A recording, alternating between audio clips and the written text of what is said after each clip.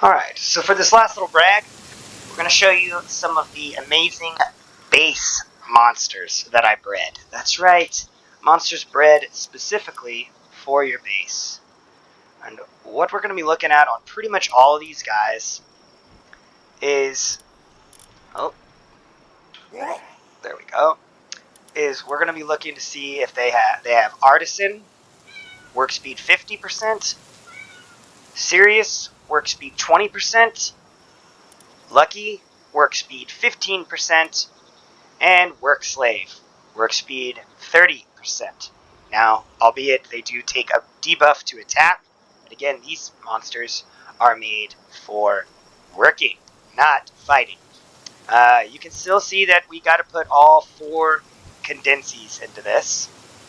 And the plus 10 souls is for the work speed.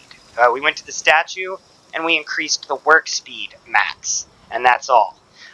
So don't need as many PAL souls to get these guys, except you sort of do, because there's a lot more PALs that can go on your base, 3 times as much as can go in your party. Now, we also needed to do the soul condensing, all 4. And here's why. When you soul condense, not only does it raise your partner's skill up to level 5, but when you actually achieve that 4th star, it will make their work suitability skills all go up by 1. So, as you can see, this Anubis has handiwork level 5, mining level 4, and transporting level 3. Normally, we'll go to my Anubis, my attack Anubis that we saw earlier. Normally, oh well, he's actually condensed as well. We need a regular Anubis. Here we go. One that doesn't have any condensees. See, normally 4, normally 3, normally 2. So just by getting that 4th star, you make them way better at whatever skills they're already made for.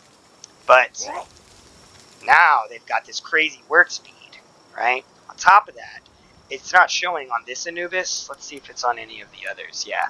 Notice how this one's got 254 work speed, and that's because he's got the food passive. So you can put food that increases work speed as the only food that these guys on your base can eat, and they'll be even faster. It's crazy. I'll show you an example here in a little bit, but just to give you an idea, Phalaris now working with level 4 kindling, nice high work speed there. I've also got Bushi to back him up. Bushi's kind of like my all-arounder because he has a lot of skills that he's good at, so I kind of keep him on the base to kind of help out as needed. With Phalaris being kind of the only, like, the fire guy. I got 3 Anubis to do all the mining and gathering and transporting. I've got the Orzerk here. He's the strongest. He's the strongest electric in the game. We'll just say that. That's fair enough. Level 5 electricity generate. Crazy work speed right now.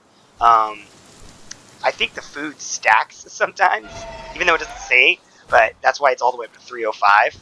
That's the most I've seen it go to. But just to give you an idea, the average PAL has like a 70 work speed. So these numbers are insane. Plus the fact that they're all like level 5 of this or level 4 of that. You can see this Jormuntide is the only thing I need to do watering. I just need 1 PAL dedicated to watering, and it's him. And he's incredible. We've got Lylene, definitely the best planter in the game. Level 5 planting, level 3 gathering, and 4 handiwork. So she gets a great PAL. Definitely an in-game PAL.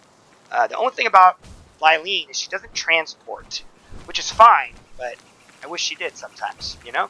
So to make up for that, I've got 2 Lylenes, who are kind of like baby, 2 Battalions, which are like baby Lylene. They're not as strong, but you can see they've still got good gathering, handiwork, and planting.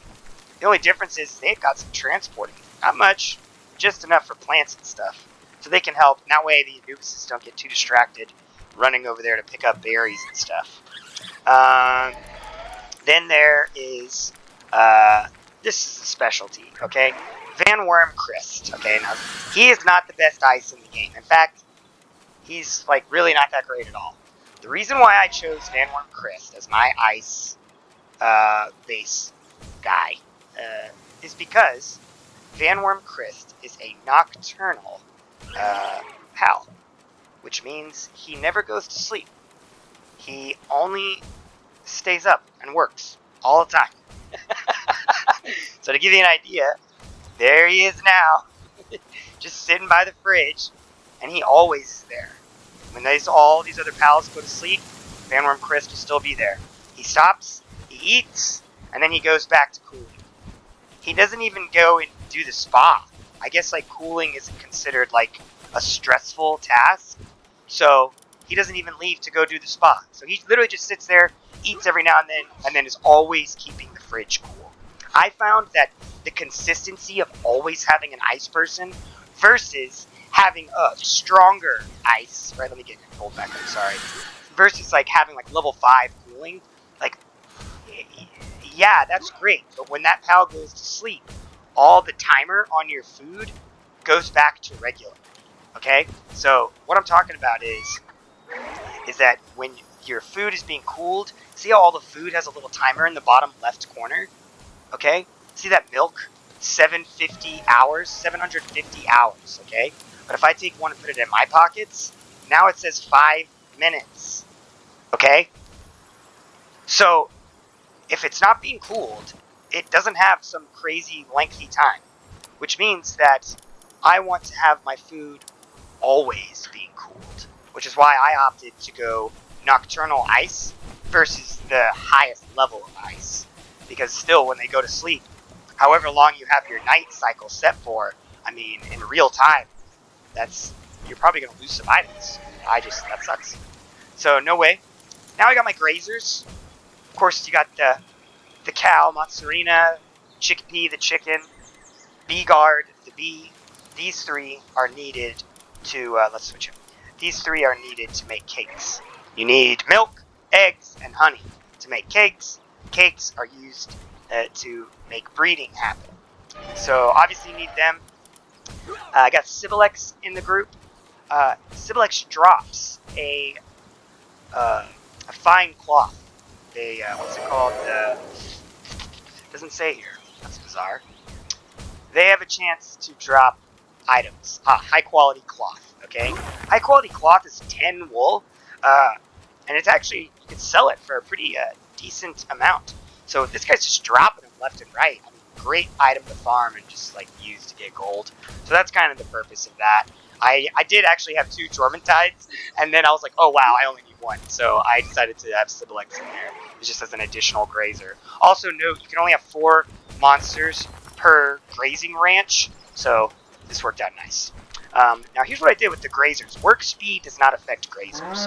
So instead of trying to increase their work speed, I'm condensing them for a different reason. It's to get their partner skill up to level 5. The partner skill is what makes them drop things. And what it does is it doesn't make them necessarily drop more items, but it increases their chance to drop items. So the higher the level they are, the more often they'll drop items. Right? So it still ends up feeling like you're getting more because you kind of are. And you're getting it fast. And so that was really all that's needed, really. But I decided to go a step further and just like try to give them some traits that I thought would assist in grazing. So I gave them Diet Lover and Dainty Eater to help keep them from being as hungry so that they're not leaving the ranch to go eat as often. Even though I did obviously put the food like right next to the ranch, it's still nice if they could stay in there longer. The more they're in there, more chances are that they're going to drop stuff, right? So we got Diet Lover and Dainty Eater. And then just to top it off, I did Swift and Nimble or Runner on most of them. The cow is giving me trouble, so I was fine with Nimble, whatever. So here, let's use the chicken as an example. There we go. Swift and Runner, just make them a lot faster so that when they, again, on walking to the food happens 50% faster than it would. So they're gone for 50% less of the time that it would normally take for them to leave the ranch and go eat. So just an idea on the grazers as ways to try to make them just as efficient as absolutely possible. I will say it does, when you get them to level 4, raise their grazing to level 2. But but I have no reason to believe that this actually makes any difference. I'm pretty sure the only real change is coming from partner skill. But, you know, feel free to correct me if I'm wrong. Love to know that. That's it. That's my base of awesome guys, man. All 15 of these guys maxed out with condensing, maxed out with PAL souls in their work speed. They all are just monsters. I'm going to show you a quick example of how fast some of them are, okay? So let's see here. I'm going to grab this Anubis here, or let's see. Watch this. We'll come here, we'll build some legendary spheres. Legendary spheres usually take quite a long time. We're going to make 30 of them. Here they come. Look at them go. Look at that. Oh.